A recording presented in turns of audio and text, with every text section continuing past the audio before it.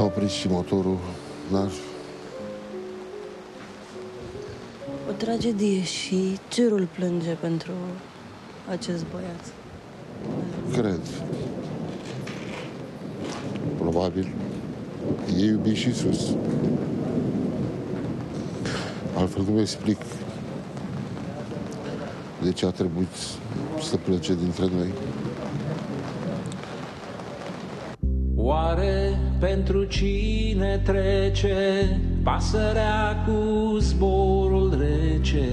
Pentru cine trece iară pasărea cu trup de seară? Ultima vreme tot atrăgeam atenția să fie mai precaut, mai...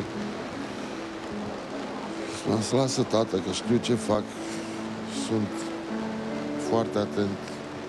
Chiar și înainte de ultimul zbor. I-am spus, ai grijă.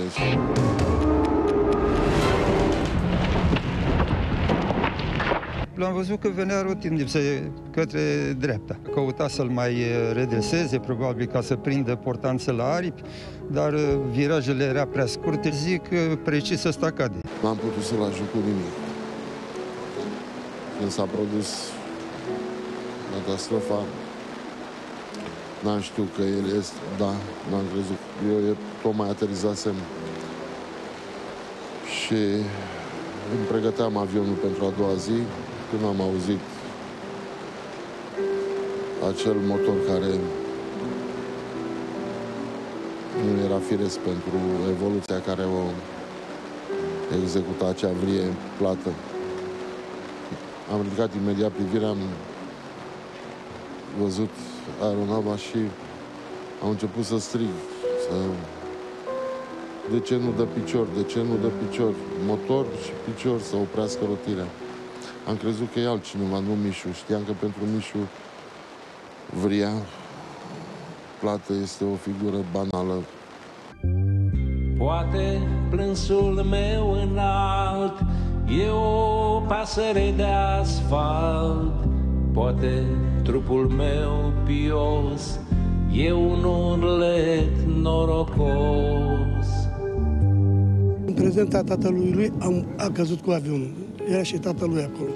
O durere foarte mare, adică să vezi copilul că vine de la 200 de metri și moare în fața ta, cade și cu avionul. Greu. Greu de suportat. Dumnezeu nu ne mai întreabă că e greu să ai ușor. Am fugit către locul catastrofei. Mi-am luat un instinctor mai mare care știam că are efect pentru a stinge flacăra de benzină. Am ajuns lângă aeronava, am încercat să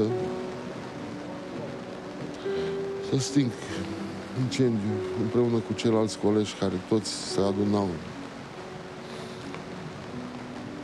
Nu se vedea din cauza flăcărilor chipul pilotului chiar lângă. Și atunci au sărit colegii pe mine. Și am văzut că, de fapt, Cătălin era lângă mine, Loții lângă mine, Gogăr, colegii lui de patrulă și am întrebat să nu-mi spuneți că el e.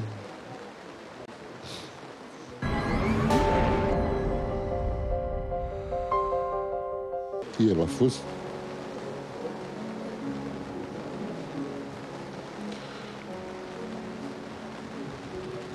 Ce pot să spun? Oricât am fost de tare la ceilalți colegi, nu e prima oară în viață când asist la catastrofe.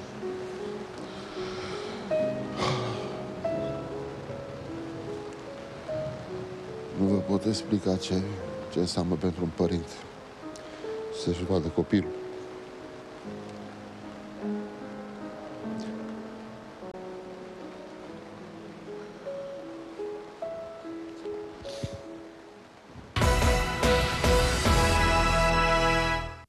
Imediat revenim cu tragedia